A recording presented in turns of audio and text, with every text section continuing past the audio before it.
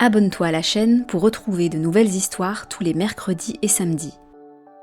L'énigme des lettres anonymes. 2e épisode. Retrouve le début de l'histoire dans un épisode précédent. Le lendemain après-midi, les 3 amis se retrouvent à leur point de rendez-vous habituel, près de la fontaine du parc. Chacun a son carnet rempli de notes. « Alors, qu'est-ce que vous avez découvert ?» demande Léo impatient. Emma ouvre son carnet en premier. « Ce matin, j'ai surveillé ma rue de 7h à 8h. J'ai vu le boulanger, la dame qui promène son chien, quelques voisins qui partent au travail, mais personne près des boîtes aux lettres. Par contre, j'ai remarqué quelque chose d'intéressant. » Elle sort une enveloppe de sa poche. « Ma tante a reçu une nouvelle lettre aujourd'hui. Quelqu'un lui a écrit qu'elle était courageuse de reprendre ses études à son âge. Mais le plus bizarre, c'est l'heure. Elle était déjà dans sa boîte à 7h du matin. Donc la personne passe très tôt. Ou très tard le soir, conclut Théo. Moi, j'ai surveillé hier soir jusqu'à 21h et je n'ai rien vu non plus. Et toi, Léo ? Demande Emma. Léo fronce les sourcils. Hier, j'ai vu Madame Moreau, la postière, faire sa tournée habituelle. Mais j'ai trouvé ça bizarre. Normalement, elle ne s'arrête que chez les gens qui ont du courrier. Là, elle s'est arrêtée partout, même chez les voisins qui ne reçoivent jamais rien. « La postière !» s'exclament Emma et Théo en même temps. « Vous croyez que c'est elle ?» demande Emma, les yeux brillants d'excitation. « Ça expliquerait tout !» dit Théo en sautillant. « Elle connaît tout le monde dans le quartier. Elle sait qui reçoit quoi comme courrier, elle entend les conversations. Et elle peut déposer les lettres dans les boîtes sans que personne trouve ça louche, » ajoute Léo. « C'est son travail. » Mais Emma reste dubitative. « Attendez, si c'est vraiment Madame Moreau, comment on peut le prouver ?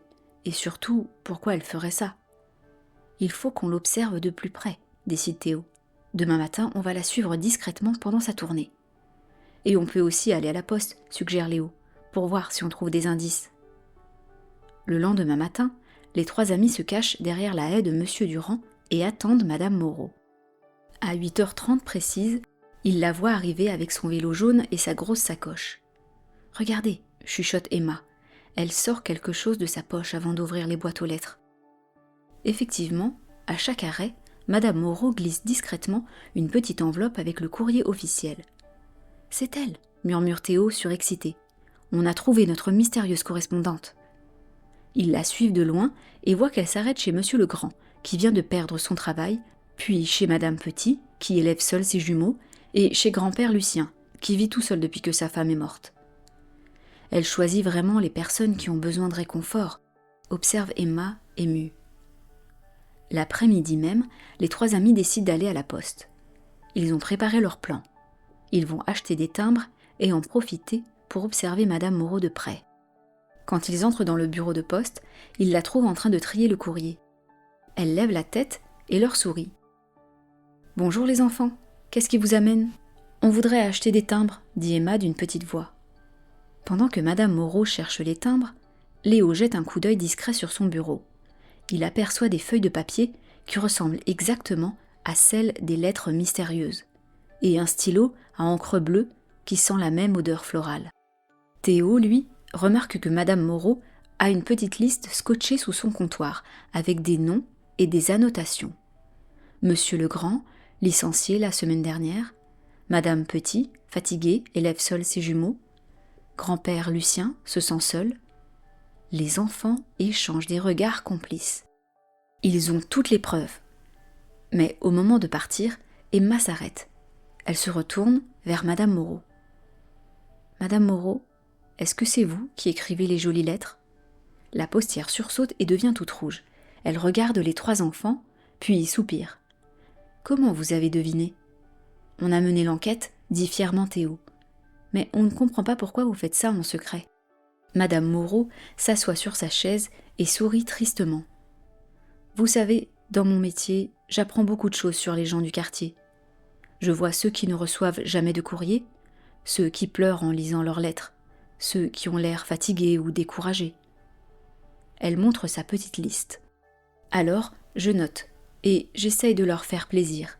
Une petite attention, quelques mots gentils, ça ne coûte rien, mais ça peut illuminer une journée difficile. « Mais pourquoi en secret ?» demande Léo. Parce que si les gens savaient que c'est moi, ils seraient gênés.